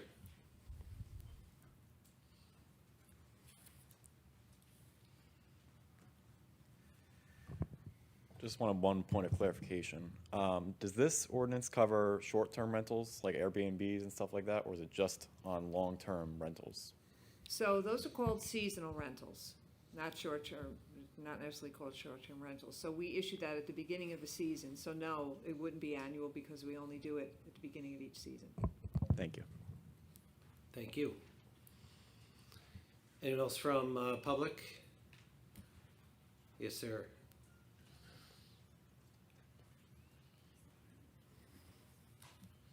Bob Ventliano from Brick. My question is, me personally, I think it's a good idea of the inspection. It's gonna cost everybody $20 a month, that they're gonna, the renters. The inspection's gonna consist of the license, make sure it's the same exact person, correct? I'm sorry, so there's a checklist, not a. Right. Right, and the code enforcement officers Right. will use the checklist. Is that gonna consist of the heating, the appliances that we're working because when we rent the houses, they have to be, everything working. Is that gonna consist of the appliances working, such as air conditioning, heating system? So it's, as I mentioned earlier, it's not as comprehensive as when we issued the original rental. It's much more abbreviated to cover the main safety issues of each property, and for us to get eyes inside and make sure that people are living safely and not overcrowding. So, heating system is kind of essential for the winter. I My don't point have is. I don't have the checklist with me. I know, but I know said that. it I'm just covers gonna basic safety suggest areas. that because of a situation that I knew of, that the people had no heat in their house, which is kind of pitiful. They're scared to say something to the owner of the property because they don't want to get evicted.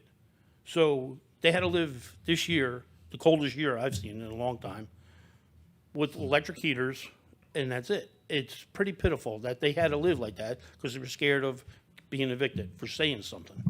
So I think that's kind of like on a priority, like heat.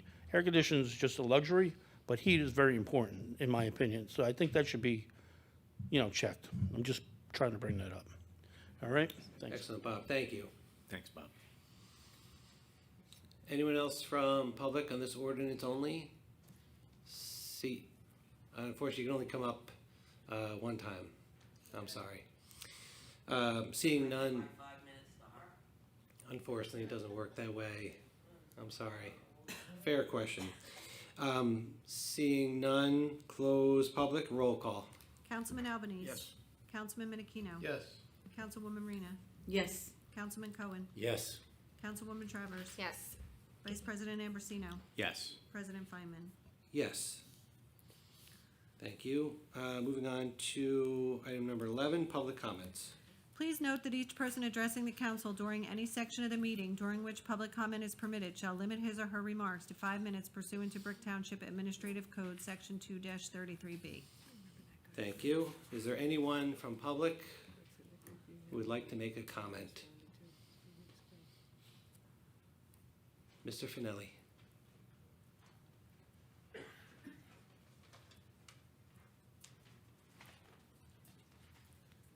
If I didn't make some comments about the proposed budget, you'd think I was sick. So, Well done. some comments, some questions, just to go over some numbers. And I realize this is the proposed budget, not the final. So maybe I can influence the final. I'm going to talk about the numbers that you didn't talk about.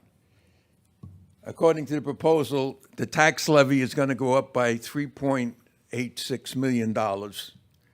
Added to last year's $2.2 million, that goes up by $6 million in 2 years. That's the actual tax levy, which you're collecting from us.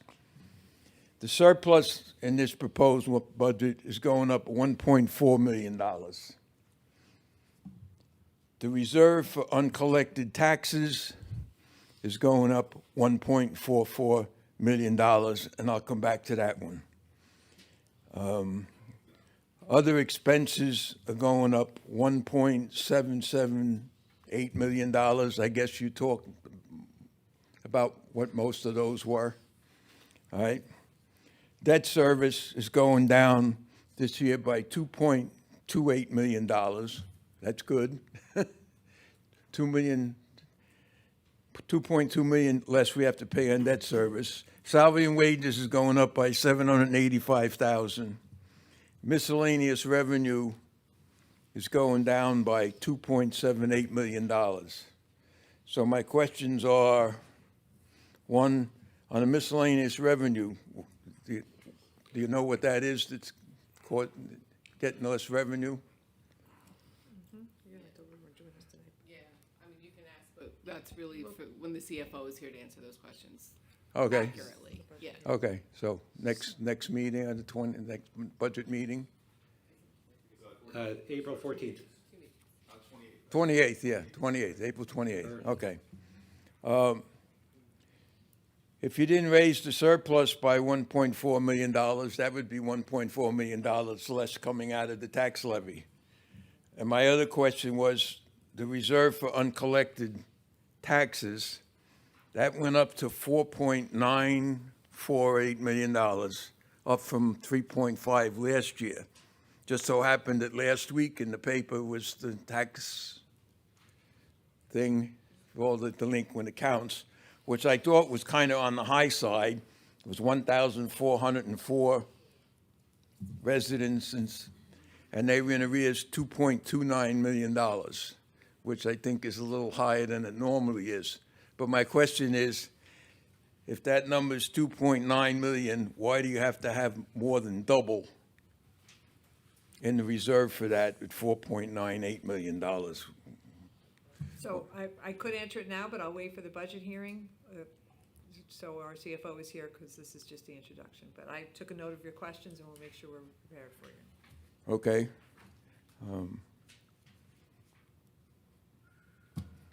I guess since I have a couple minutes, I have one more thing that has nothing to do with the budget. At the last meeting, there's a lot of discussion about housing, and I came up and said, please don't use overcrowding the schools as a reason, one of the reasons for not voting on housing, because Brick School District will never be overcrowded the way they are right now. They lost 4,000 students. They're down from 12,000 to about 8,000, and they haven't closed one school. And one of you came back at me with a comment about, well, overcrowding doesn't mean just the number of students, but it also means class size. Let me talk about class size. The Brick School District has a budget of about $160 million. They get to decide how they spend every dime of that money, $160 million bucks. The last contract for the teachers, they gave out a 5-year contract instead of the normal 3. They gave out a 20% increase. It comes out to about 4% a year over 5 years. So money must not be an issue because they can give out a 5-year budget not knowing what's going to come in the next 5 years as far as any kind of revenue. Class size is sometimes used as an excuse for poor scholastic achievement. Class size, again, is totally under the control of the school district. They decide all of that. End of story. Thank you. Thank you, Mr. Finelli. Is there anyone else from the public with any comments? Yes, sir, Mr. Bacon.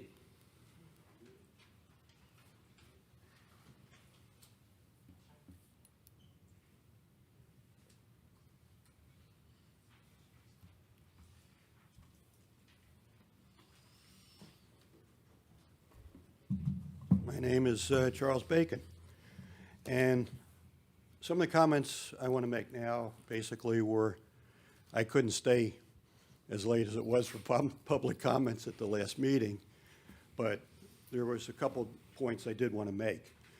And over the last 2 meetings, there was a lot of discussion about population. Everybody had their own sources about different numbers. Is the population up or down in Brick? So kind of the way I look at numbers, being kind of a statistical stat guy, is you got to take those numbers with a grain of salt. And I'll tell you why. We just talked about a new ordinance, right, about doing annual inspections. There was a comment made in public, right, about we want to get inside these rentals to see if there's mattresses on the floor. I don't think that's counted in the census. People are living in hotels right now. How many people live in apartments? Nobody knows. And how many people live in homes that are rented? and there's a lot of homes rented in this town that do not have a mercantile license. Another thing I brought up at the last meeting, I actually made a comment about immigrants in the state of New Jersey. And I didn't have the document with me, so I purposely used the word immigrant. I did a research in May of 2024. Assemblyman Paul Kenitra did a report, has over 104 footnotes with hours of research and everything else, and that was talking about illegal immigrants, 892,000. And it was a very conservative estimate. I recommend, if you don't have a copy of it, I can give you one. You can Google it or go down to the legislative office. We don't know how many of those individuals live in our town. So if we're going to start quoting population, I think we need to consider a lot of factors. And I wanted to bring that up. The other thing I wanted to bring up in closing is about 3 meetings ago, I came up here and spoke about 2 issues. I had 3 issues that night. And I got the first 2 in. I waited till everyone was done in public comments. I raised my hand. And I believe, Council President, you said something, I'd get in trouble if you allow me to speak again. Now, I don't crawl around Robert's rules or whatever, so I'm not expert on that.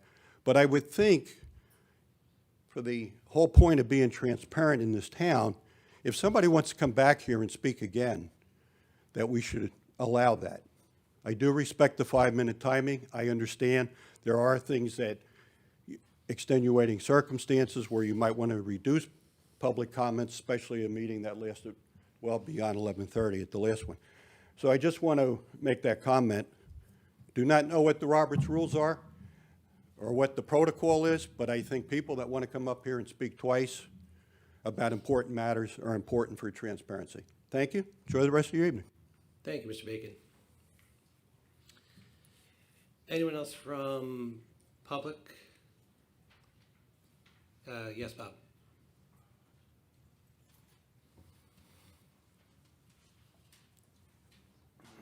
Bob Manley, I got 2 things I want to talk about. Number one is Brick PD.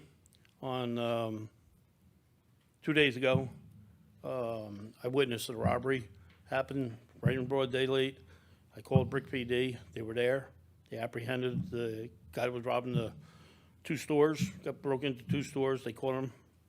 So Brick was there, 1, 2, 3. So my thing is, if you see something, people should say something.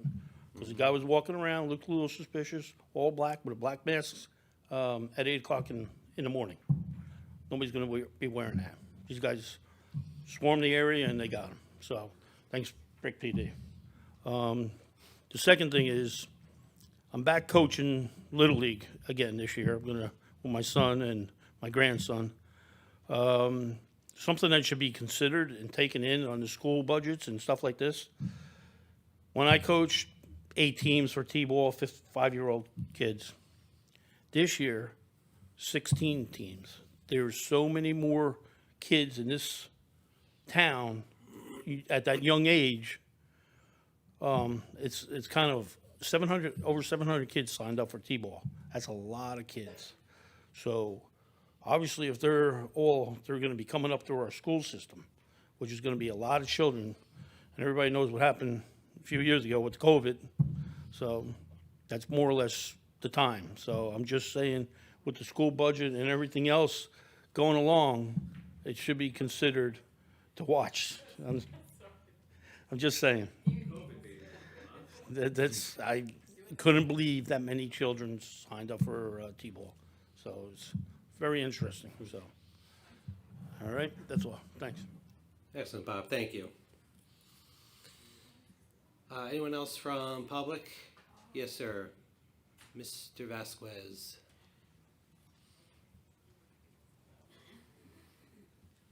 Mark Vasquez, 440 Lana Court. Good evening, everybody. One thing I'm just going to ask in the future, and I know it's a daunting task, but we're obviously in a financial hole, I think, in the long run. And I think it's important for us to start looking at what do we do to start cutting costs. And I think while we're presenting the best that we can right now, I think it could be better. And I think that's a difficult task to do, but using a good chunk of our surplus again, and not having FEMA money come back. I don't know if there's any more FEMA money, but I ask that we look at this for the long run.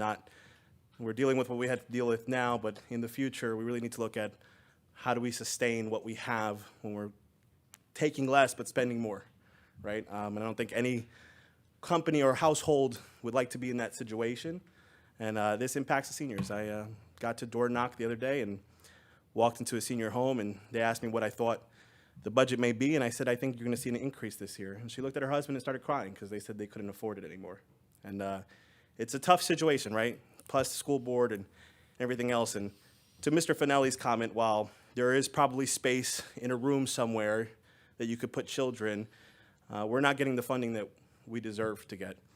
We have a lot of special needs students. We went from less than 99 or less than 100 English-speaking students in 2020, and we were over, I believe, 700 last year. And so this does impact our schools. They cost 2 to 3 times more.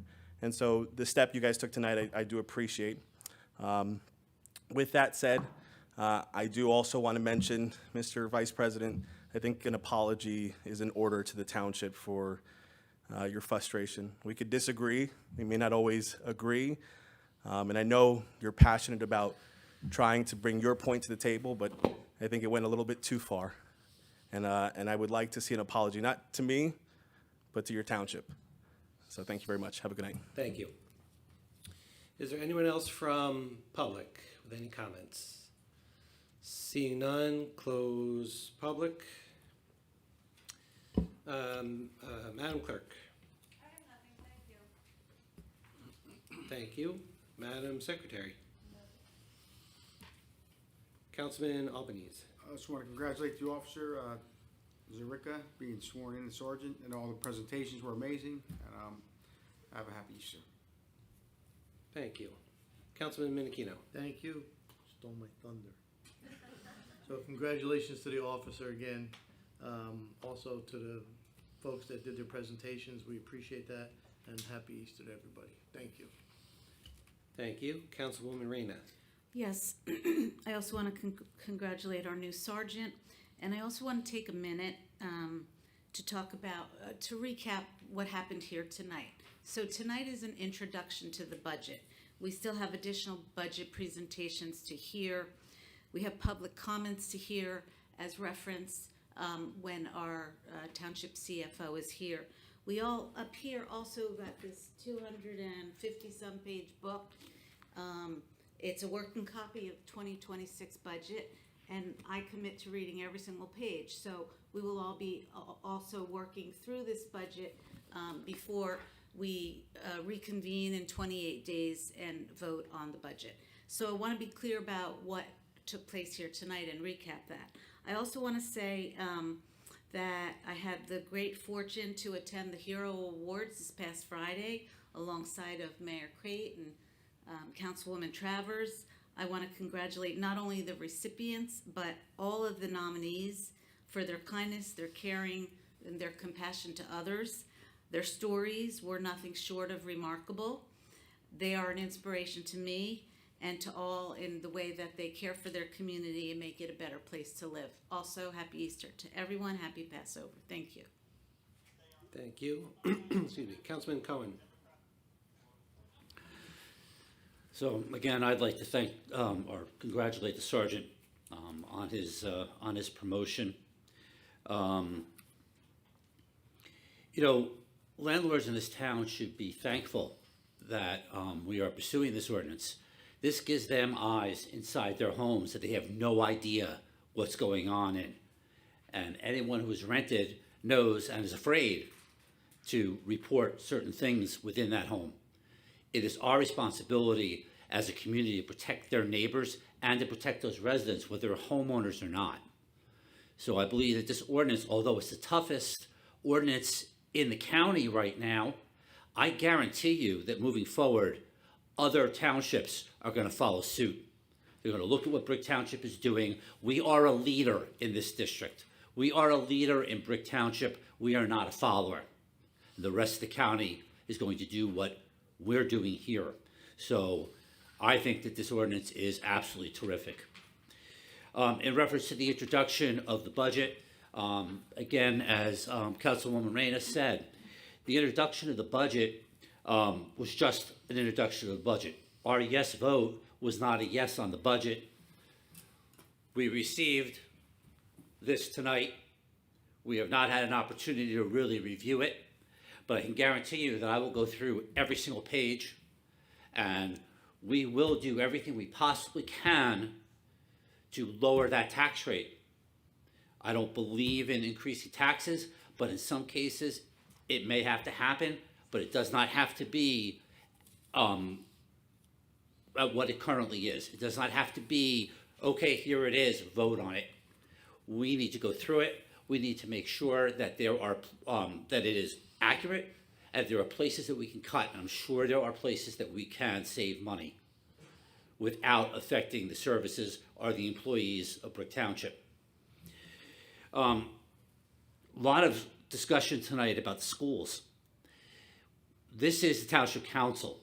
I am very involved in the schools. Everyone knows I have run for Board of Education in the past.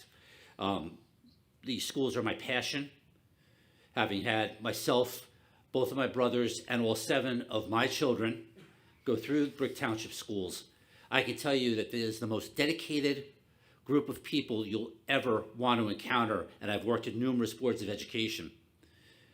They are doing the best they can, but when we put in high-density housing, and with no regard to where that housing is being put, it's going to affect the schools in that area, and it's going to create overcrowding in the smaller schools like Osborneville or Drum Point. So these are things that need to be considered as we move forward. But again, that is the school board, and you should go to the school board meetings, and you should have your voices heard. The council has no control over the school board, unfortunately. They're a separate governing body. I want to wish everybody a great Passover, a terrific Easter. Don't eat too much candy. And thank you. Thank you. Councilwoman Travers. I also want to congratulate Officer Zarika on his promotion, and thank you to Mayor Crate for the introduction to the budget, as well as all the department heads that were here tonight, and Joanne Bergen for the presentations. It's always very informative, and we appreciate the transparency when you present everything. You can tell there's a lot of thoughtful and hard work that's put into it. And everybody, happy Easter. Thank you. Thank you. Council Vice President Ambrosino. Thank you, Council President. I also want to congratulate Sergeant Anthony Zarica on a very well-deserved promotion. It is now springtime, I think officially. I don't know if the weather feels like it, but Getting there. hopefully no more snow. Like a lot of folks in town, probably, I've been doing a lot of yard work and cleaning up a lot. I just want to give a very special shout out to Kirk Gardner down at the DPW. He's seen me just about every other day hauling leaves and branches from all of the storms. He's been fantastic to work for. I'd really like to thank again Director Steve Kurkowski and everybody in the DPW for the phenomenal service that they give to everyone in town. I don't know if you know, but if you're cleaning stuff up, you could just drive over there and drop off anything that you need to. You could schedule a bulk pickup. They'll come out and pick it up. They're really fantastic. They do a phenomenal job. I'd like to also wish a happy Easter to everybody and a good night. Thank you.